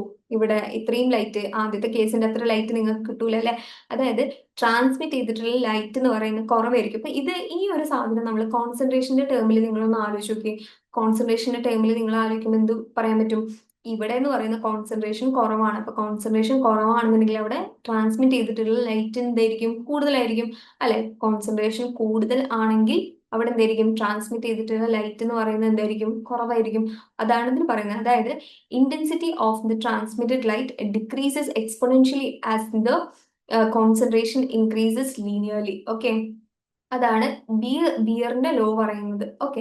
അപ്പൊ അതിനെ നമുക്ക് എന്ത് പറയാൻ പറ്റും, L M P by P zero is equal to minus K dash C എന്ന് നമുക്ക് പറയാൻ പറ്റും. Okay. K double dash C, അല്ലെങ്കിൽ നിങ്ങൾക്ക് ഇഷ്ടമുള്ള നൊട്ടേഷൻ നിങ്ങൾക്ക് എഴുതാൻ പറ്റും. അതിനെ മാറ്റിയിട്ടുണ്ടെങ്കിൽ എന്തായിരിക്കും, log P zero by P is equal to K double dash divide by 2.303 C എന്ന് നമുക്ക് എഴുതാൻ പറ്റും. ഇവിടെ പി സീറോ, പിയും പി സീറോ എന്ന് പറയുന്നത് എന്താണെന്നറിയോ, പി എന്ന് പറയുന്നത് നിങ്ങൾക്ക് കിട്ടിയിട്ടുള്ള ലാസ്റ്റ് കിട്ടിയ ഒരു ലൈറ്റ് ഇല്ലേ, അതാണ് പി എന്ന് പറയുന്നത്. ഓക്കെ.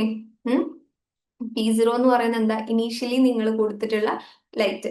ഇനി അടുത്തെന്ന് പറയുന്നത് എന്താന്ന് വെച്ചാല് നിങ്ങൾ എന്താണ് ഒരു ഇതേപോലെ ഉള്ള ഒരു എന്താണ് ക്യുവറ്റ് എടുക്കുക. ക്യുവറ്റ് എടുത്തു കഴിഞ്ഞതിന് ശേഷം നിങ്ങൾ ഒരു വളരെ തിന്നായിട്ടുള്ള ക്യുവറ്റ് എടുക്കുക. അതിലാണെങ്കിൽ നിങ്ങളിപ്പോ ഇനീഷ്യലി ഒരു P0 എന്ന് പറയുന്ന ഒരു എന്താണ് ലൈറ്റ്, നിങ്ങൾ ഇന്റൻസിറ്റി ഉള്ള ഒരു ലൈറ്റ് നിങ്ങൾ അടിക്കാന്ന് വിചാരിച്ചോ. അത് നിങ്ങൾക്ക് എന്തായാലും കുറച്ച് എന്ത് ചെയ്യും, നിങ്ങൾ അടിച്ച് ഫുള്ള് ഇങ്ങോട്ട് കിട്ടുമോ, അങ്ങനെ ആരെയും വിചാരിക്കുന്നുണ്ടോ? അങ്ങനെ വിചാരിക്കൂല. കാരണം അങ്ങനെ വിചാരിക്കണ്ട. കാരണം എന്താണെന്ന് വെച്ചാൽ നിങ്ങൾ അടിച്ചിട്ടുള്ളത് ഫുള്ളായിട്ട് കിട്ടൂല. എന്തെങ്കിലും സബ്സ്റ്റൻസ് ഇതിന്റെ ഉള്ളിലുണ്ടെങ്കിൽ അതെന്ത് ചെയ്യും, എന്തായാലും അബ്സോർബ് ചെയ്യും കുറച്ചൊക്കെ, എന്നിട്ട് ബാക്കി മാത്രമേ ഇവിടേക്ക് പുറത്തേക്ക് കിട്ടുള്ളൂ. ഓക്കെ, അതുകൊണ്ടാണ് നമ്മൾ P0 എന്ന് പറയുന്നത്. ഇവിടെയും P0 അല്ലാത്ത അതുകൊണ്ടാ. ഓക്കെ, എന്തായാലും നമുക്കിവിടെ സാധനങ്ങൾ ഉണ്ടല്ലോ.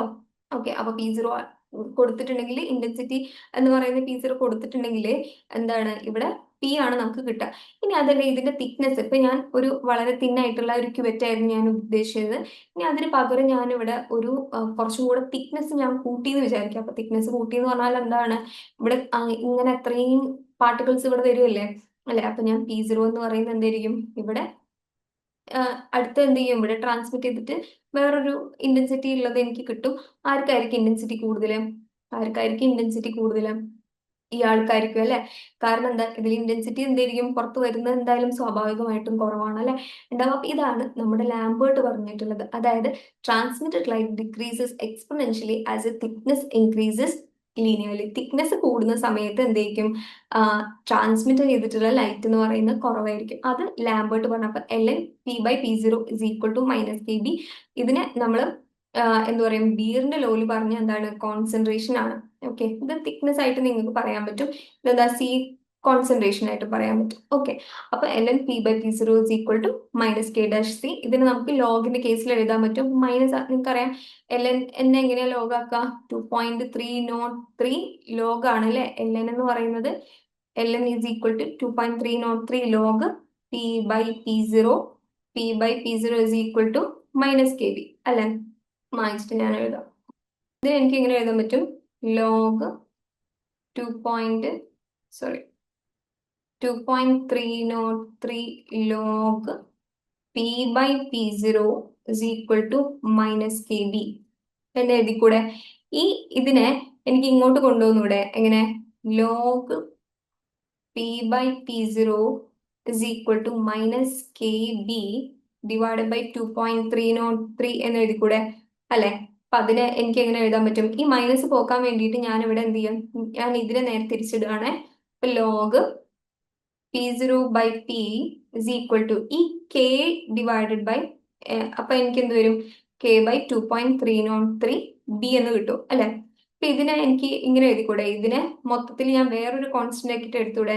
അപ്പൊ ഞാൻ അതിന് k' എന്ന് കൊടുത്തു, അപ്പൊ k'(B) എന്ന് കിട്ടും. അങ്ങനെയാണ് ഈ ഒരു ഇക്വേഷൻ കിട്ടിയിട്ടുള്ളത് കേട്ടോ. അതേപോലെ നിങ്ങൾ ചെയ്തിട്ടുണ്ടെങ്കിൽ അതേപോലെ ഇവിടെ നിങ്ങൾക്ക് കിട്ടും. അങ്ങനെയാണ് ഈ ഒരു ഇക്വേഷനും കിട്ടിയിട്ടുള്ളത്. ഓക്കെ, സോ അത്രയേ ഉള്ളൂ ഇതിന്റെ ഈ ഒരു കാര്യം. അപ്പൊ നിങ്ങൾ തിക്നെസിന്റെ കാര്യം, കോൺസെൻട്രേഷന്റെ കാര്യം എന്ത് ചെയ്യാം, ഒന്ന് ആലോചിച്ച് വെക്കുന്നത് നല്ലതായിരിക്കും. ഓക്കെ, ബീർ ലാംബർട്ട് ലോ ആണ്. അപ്പൊ നമ്മൾ ബീറിന്റെ ലോ സെപ്പറേറ്റ് ആയിട്ടും ലാംബർട്ടിന്റെ ലോ നമ്മൾ പറഞ്ഞു. നമ്മൾ പറയുന്നത് ബീർ ലാംബർട്ട് ലോ ആണ്. ഇത് വളരെ ഇമ്പോർട്ടന്റ് ആണ്. ഇത് എക്സാമിന് ചോദിക്കുന്നതാണ്. ഇതൊരു പ്രീവിയസ് ഇയർ ക്വസ്റ്റ്യനും കൂടിയാണ്. ഓക്കെ, അപ്പം ഈ രണ്ട് ലോയും കൂടെ കമ്പൈൻ ചെയ്തിട്ടാണ് ബീർ ലാംബർട്ട് ലോ എന്ന് പറഞ്ഞ് ഉണ്ടാക്കിയിട്ടുള്ളത്. ഓക്കെ, അപ്പൊ ഇതില് ഇവർ പറഞ്ഞത് എന്താണെന്ന് വെച്ചാൽ, എബ്സോർബൻസ് എന്ന് പറയുന്നത് എന്തായിരിക്കും, εbc ഈക്വൽ ആണ്. അതെ, അല്ലെങ്കിൽ അതെന്താണ്, ലോഗ് എബ്സോർബൻസ് എന്ന് പറയുന്നത് ലോഗ് P0/P ആണ്. ഇത് മാത്രം നിങ്ങൾ ആലോചിച്ചാൽ മതി. A = εbc. അപ്പൊ എബ്സോർബൻസ് എന്ന് പറയുന്നത് എന്താണ്, ഇവിടെ നോക്കുക, ബി എന്ന് പറയുന്നത് എന്താ, ശരിക്കും ഇത് പാത്ത് ലെങ്ത് ആണ്, മാറിപ്പോകരുത്. പാത്ത് ലെങ്ത് നമ്മൾ സാധാരണ സെന്റിമീറ്ററിലാണ് നമ്മളിവിടെ പറയുന്നത്. സാധാ പോലെയല്ല, നമ്മൾ സെന്റിമീറ്ററിലാണ് പറയുന്നത്. കാരണം ക്യൂറ്റ് എന്നൊക്കെ പറയുന്നത് മീറ്റർ കണക്കിന് ഉണ്ടാവില്ല. അപ്പൊ അതെന്താണ്, നമ്മൾ കൺവീനിയൻസിന് വേണ്ടിയിട്ട് സെന്റിമീറ്ററിലാണ് പറയുന്നത്. ഓക്കെ, ഇനി സി എന്ന് പറയുന്ന കോൺസെൻട്രേഷൻ എന്ന് പറയുന്നത് നമുക്കറിയാം, അതിന്റെ മോൾ DM മോൾ/DM³ ആണ് അല്ലെ അതിന്റെ പവർ, യൂണിറ്റ് എന്ന് പറയുന്നത്. ഇത് നോക്കിയാൽ A = εbc. അപ്പൊ ഇതിലല്ല എപ്സിലോൺ എന്ന് പറയുന്നത് എന്താണ്, എപ്സിലോൺ എന്ന് പറയുന്നത് എന്താ? മോളാർ എക്സ്റ്റൻഷൻ കോയഫിഷ്യന്റ് ആണ്. ആ, അല്ലെങ്കിൽ മോളാർ എബ്സോർപ്റ്റിവിറ്റി എന്ന് നമുക്ക് എപ്സിലോണിനെ പറയാൻ വേണ്ടി പറ്റും. പേര് നിർബന്ധമായിട്ടും പഠിച്ചു വെക്കുക, അതേപോലെ ഇതിന്റെ യൂണിറ്റും പഠിച്ചു വെക്കുക. ഓക്കെ, യൂണിറ്റ് പഠിച്ചു വെക്കുക. ഇനി നോക്കുക അപ്പൊ നമുക്ക് അടുത്ത ആള് നമ്മൾ പറയാനുള്ളത് ആരാ? എ ആണ്. എ എന്ന് പറയുന്നത് എന്താ? ഞാൻ ഓൾറെഡി പറഞ്ഞു, എബ്സോർബൻസ് ആണ്. അബ്സോർബൻസ് എന്ന് പറയുമ്പോൾ എന്താണ്? Log P0/P. അപ്പൊ ഈ പിന്റെ എന്ത് ചെയ്യും? യൂണിറ്റ് തമ്മിൽ കട്ടാവും അല്ലെ? അപ്പൊ എ എന്ന് പറയുന്നതിന് യൂണിറ്റ് ഉണ്ടാവൂല. അതുകൊണ്ട് തന്നെ യൂണിറ്റ്ലെസ് ആണിത്. P0 എന്ന് പറയുന്നത് ഇൻസിഡന്റ് റേഡിയന്റ് പവറും പി എന്ന് പറയുന്നത് എന്താ? Transmitted Radiant power. അതായത് ഒരു ക്യുവറ്റ് ആണെന്നുണ്ടെങ്കിൽ അതിൽ ഇൻസിഡന്റ് ചെയ്തിട്ടുള്ളതാണ് എന്ത്? P0. നമ്മൾ നേരത്തെ പറഞ്ഞു തന്നെ, പുറത്തേക്ക് വരുന്നതിനെയാണ് ട്രാൻസ്മിറ്റ് ചെയ്ത് പുറത്ത് വരുന്നതിനെയാണ് എന്ത്? പി എന്ന് പറയുന്നത്. ആ ഒരു എന്താണ്? റേഡിയൻ പവർ തന്നെയാണ് നമ്മൾ പി എന്ന് വിളിക്കുന്നത്. നമുക്ക് അബ്സോർബൻസിനെ നമുക്ക് എങ്ങനെ ഡിഫൈൻ ചെയ്യാൻ പറ്റും? Absorbance is defined as a logarithm of the ratio of the intensity of the incident and transmitted radiation. അല്ലെ, ഇതിനെ എങ്ങനെ ഡിഫൈൻ ചെയ്യാൻ പറ്റും? Defined as a logarithm of the ratio of intensities of the incident and transmitted radiation. അതാണ് ഇവിടെ കാണിച്ചിട്ടുള്ളത് അല്ലെ, intensity of the ഇൻസിഡന്റിന്റെ ആൻഡ് ട്രാൻസ്മിറ്റഡ് റേഡിയേഷന്റെ ലോഗരിതമിക് റേഷ്യോ ആണ് അബ്സോർബൻസ് എന്നുള്ളത് പറയുന്നത്. ഓക്കെ, അത് ക്ലിയർ ആയിട്ടുണ്ട് വിശ്വസിക്കുന്നു. അപ്പൊ ഈ കാര്യങ്ങൾ ഇതൊരിക്കലും മറന്നു പോകരുത് കേട്ടോ. ഈ ഒരു ഇക്വേഷൻ എന്ന് പറയുന്ന അത് വെച്ചിട്ട് നമുക്ക് പ്രോബ്ലംസ് ഒക്കെ നമുക്ക് ചെയ്യാനുണ്ട്.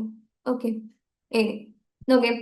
എബ്സോർബൻസ് എ എന്ന് പറയുന്നത് നമുക്ക് ട്രാൻസ്മിറ്റൻസുമായിട്ട് നമുക്ക് റിലേറ്റ് ചെയ്യാൻ വേണ്ടി പറ്റും. ട്രാൻസ്മിറ്റൻസ് എന്ന് പറയുന്നത് എന്താ? It is defined as a fraction of incident radiation transmitted by the absorb medium. അതായത് അബ്സോർബ് ചെയ്തിട്ടുള്ള അബ്സോർബിങ് മീഡിയം എത്ര റേഡിയേഷനെയാണ് ട്രാൻസ്മിറ്റ് ചെയ്തത്, അതിനെയാണ് നമ്മൾ ട്രാൻസ്മിറ്റൻസ് എന്ന് പറയുന്നത്. അപ്പൊ അതെന്തായിരിക്കും?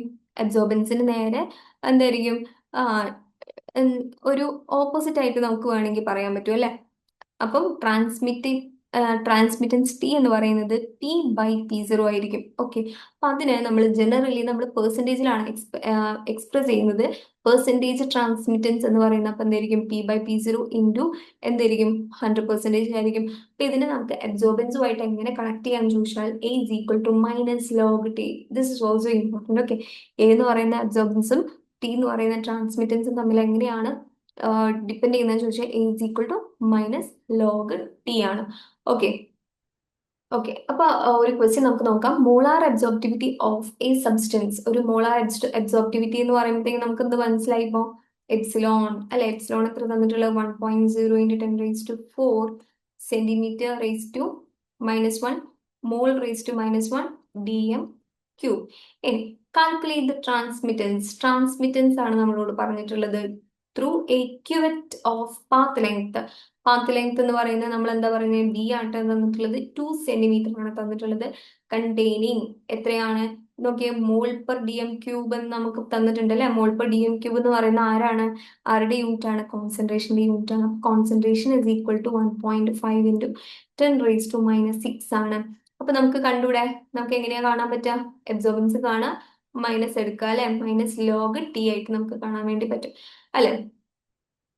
അപ്പൊ നോക്കിയേ, ഇവിടെ അബ്സോർബൻസ് നമ്മൾ എങ്ങനെ കാണാൻ പറ്റുന്നത്?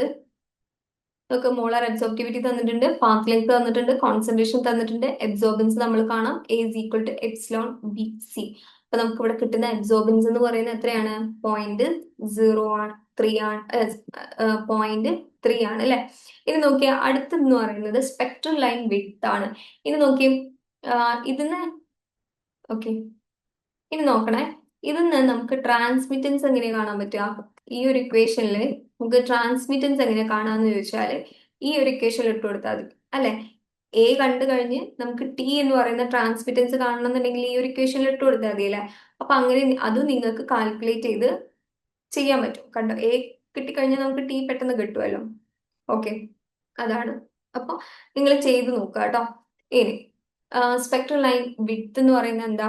Spectra are not sharp line but broad peaks. അതായത് ഇപ്പൊ നമ്മൾ നേരത്തെ മോളിക്യൂളിന്റെ സ്പെക്ട്ര എടുക്കുന്ന സമയത്ത് നമുക്ക് മനസ്സിലായി അത് എന്തല്ല, ഷാർപ്പ് ആയിട്ടുള്ള ലൈൻ അല്ല, പക്ഷെ ബ്രോഡ് ആയിട്ടുള്ള പീക്കാണ് അല്ലെ. അപ്പൊ ഈ വിഡ്ത്തിന്റെ ഒരു മെയിൻ റീസൺ എന്ന് പറയുന്നത് ശരിക്കും ഈ മെക്കാനിക്കൽ സ്ലിറ്റ് ആണ്. അതായത് ഈ സ്പെക്ട്രോഫോട്ടോമീറ്ററിലൊക്കെ നമ്മൾ സ്ലിറ്റ്സ് ഉപയോഗിക്കും. നമ്മൾ ഈ ഓക്കെ, അപ്പൊ ഈ ലൈറ്റ് വരാൻ വേണ്ടിയിട്ടുള്ള കുറച്ച് എന്താണ് കുറച്ച് ഇങ്ങനെ സ്ലിറ്റ്സ് ഉണ്ടാവൂലേ, അപ്പൊ അത് മെക്കാനിക്കൽ സ്ലിറ്റ്സ് നമുക്ക് ഉപയോഗിക്കും. അപ്പൊ അതിനൊരു ഫൈനൈറ്റ് വിഡ്ത്ത് ഉണ്ടായിരിക്കും.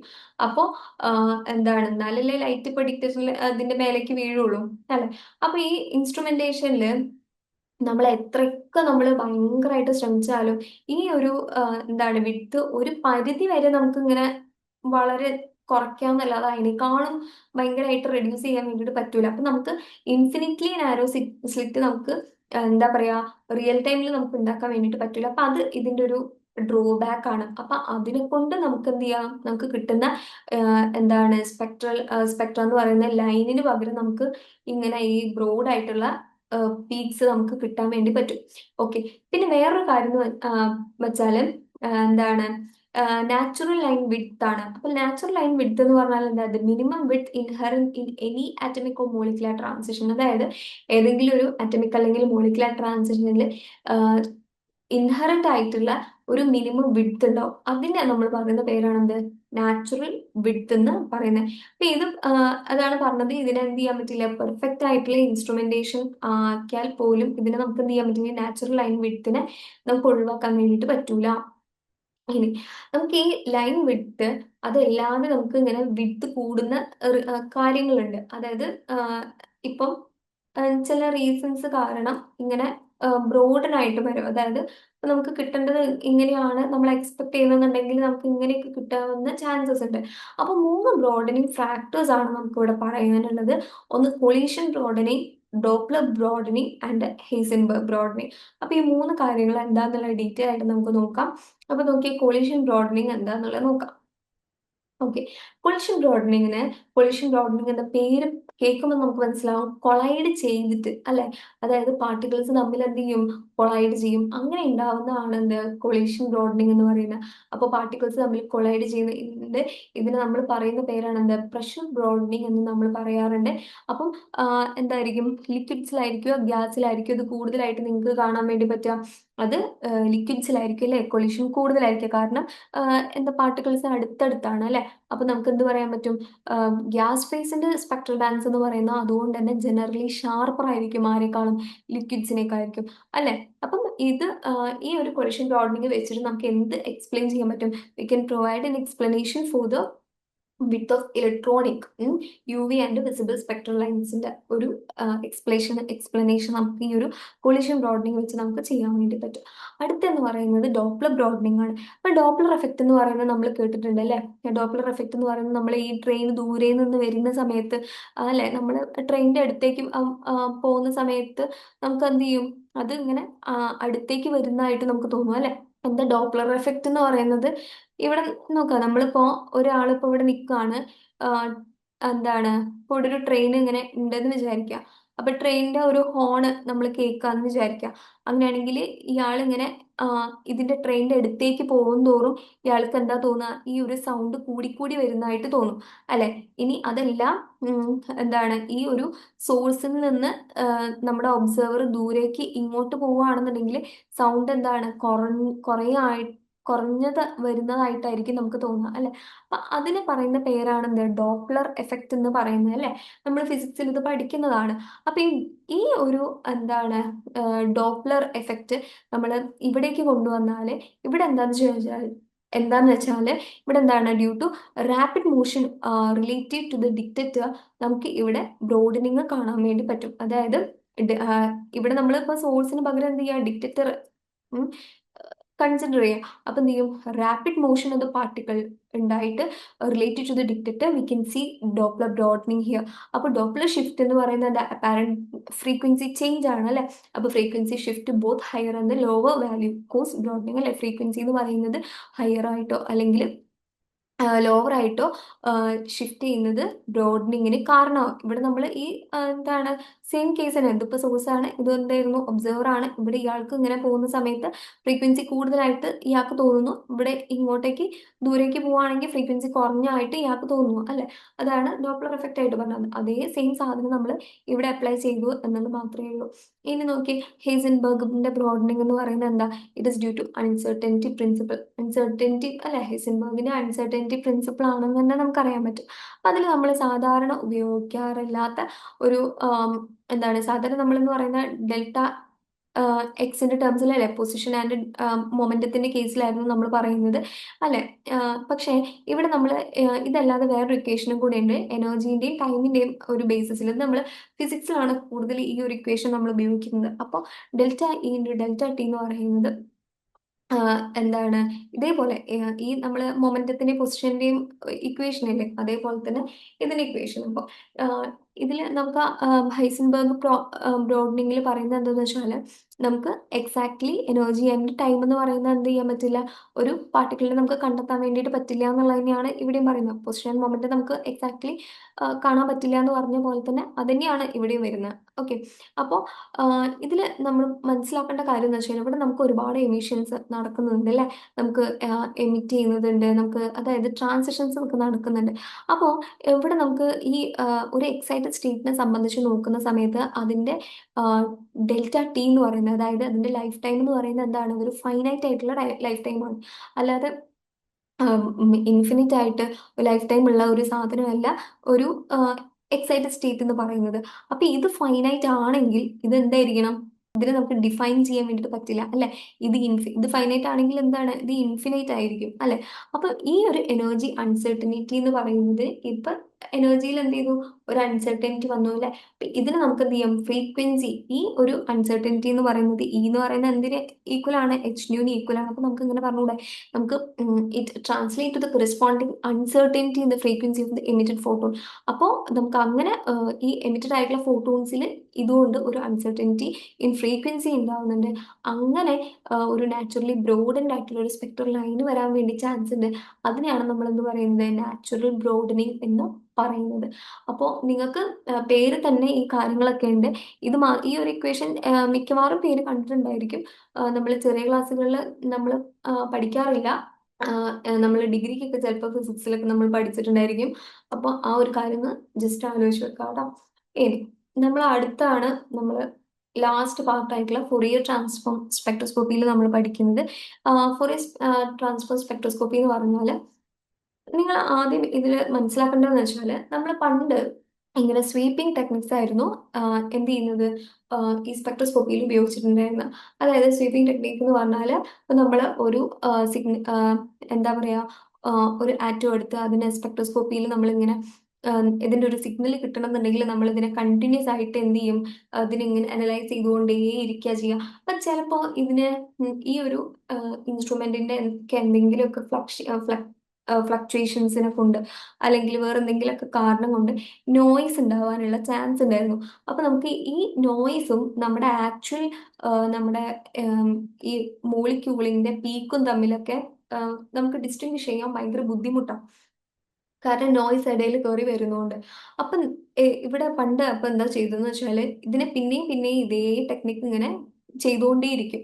അപ്പം എത്ര വരെ നമ്മൾ ഒരു ക്ലിയർ ആയിട്ടുള്ള സിഗ്നൽ ഉണ്ടാവുന്ന വരെ, അതായത് ഒരു ബാക്ക്ഗ്രൗണ്ട് നോയ്സിന് കമ്പയർ ചെയ്തിട്ട് ഈ സ്പെക്ട്രൽ പീക്സ് എന്ന് പറയുന്ന ഒരു 3 to 4 ടൈം അറ്റ്ലീസ്റ്റ് ആവുന്ന വരെ നമ്മൾ ഈ ഒരു പ്രോസസ്സ് ഇങ്ങനെ ചെയ്തുകൊണ്ടേയിരിക്കുകയായിരുന്നു പണ്ട് ചെയ്തിട്ടുണ്ടായിരുന്നത്.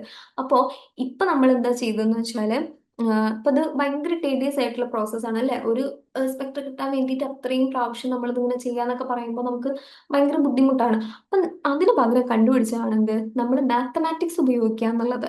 നമ്മൾ കണ്ടുപിടിച്ച വഴി എന്താന്ന് വെച്ചാൽ ഈ സാമ്പിളിനെ നമ്മൾ എന്ത് ചെയ്യും, ഒരു ബ്രീഫ് ആയിട്ടുള്ള ഒരു ഇന്റൻസ് പൾസ് ആയിട്ട് നമ്മൾ ആദ്യം എന്ത് ചെയ്യും, കൊടുക്കും.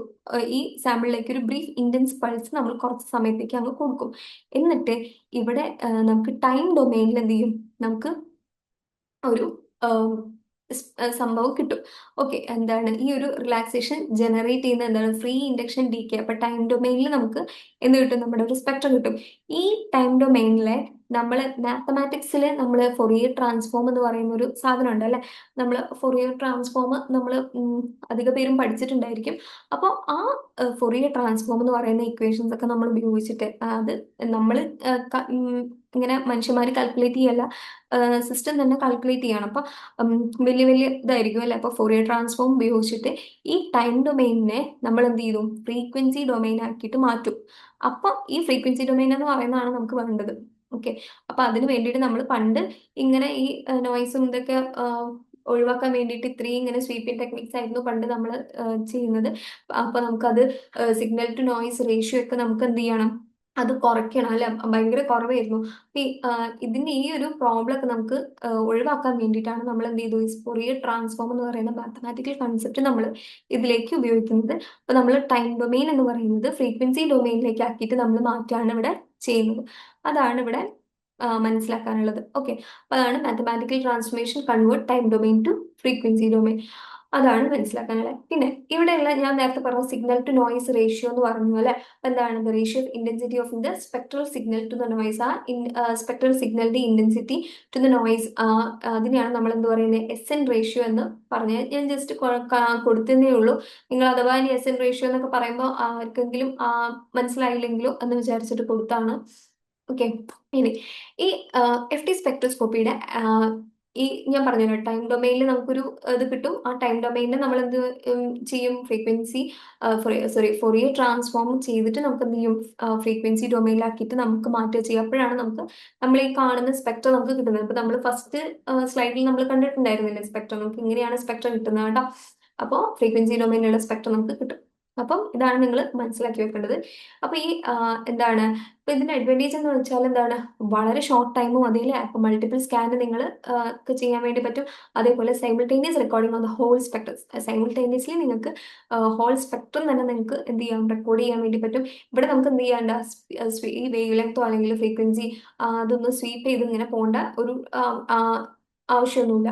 ഓക്കെ, പിന്നെ നമുക്ക് എല്ലാ സിഗ്നൽസിനെ പറ്റിയുള്ള ഇൻഫർമേഷൻസ് എന്ന് പറയുന്നത് ഇൻഡയറക്ട്ലി നമുക്ക് ഫ്യൂ സെക്കൻഡ്സിനെ കൊണ്ട് തന്നെ എടുക്കാൻ പറ്റും. ഇതാണ് നമ്മൾ മാഗ്നറ്റിക് റെസൊണൻസിലെ, മൈക്രോവേവിലെ, ഇൻഫ്രാറെഡ് സ്പെക്ട്രം എല്ലാത്തിനും നമ്മൾ ഇതാണ് ഉപയോഗിക്കുന്നത്.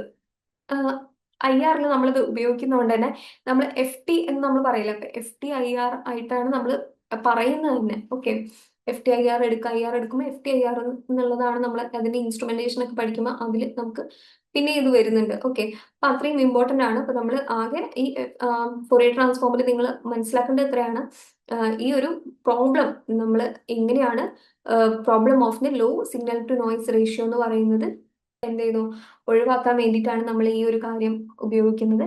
ടൈം ഡൊമെയിനെ ഫൊറിയർ ട്രാൻസ്ഫോം ചെയ്യുന്നു, അപ്പൊ എന്ത് ചെയ്യുന്നു, നമുക്ക് ഫ്രീക്വൻസി ഡൊമെയിന് കിട്ടുന്നു. ഓക്കെ, ഇപ്പൊ ഈ ഒരു ഇത്രയാണ് നമ്മൾ ഈ ഒരു ചാപ്റ്ററിൽ പഠിക്കാനുള്ളത്.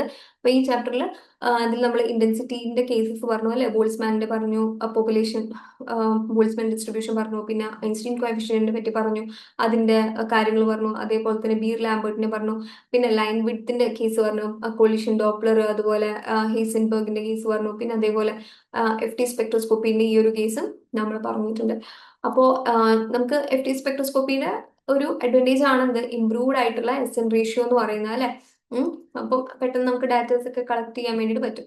അങ്ങനെ അപ്പോ നമുക്ക് ഇതില് നമ്മളോട് ചോദിച്ചിട്ടുള്ള ഒരു PYQ ആണെന്ത്, ബിയർ ലാംബർട്ട് ലോ സ്റ്റേറ്റ് ചെയ്യാൻ വേണ്ടിയിട്ട്. അപ്പൊ ഡീറ്റെയിൽ ആയിട്ട് തന്നെ ഇവിടെ കൊടുത്തിട്ടുണ്ട്. ബിയർ ലാംബർട്ട് ലോ എന്ന് പറയുന്നത് നമ്മൾ പ്രോബ്ലം ഒക്കെ നമ്മൾ ചെയ്തതാണ്.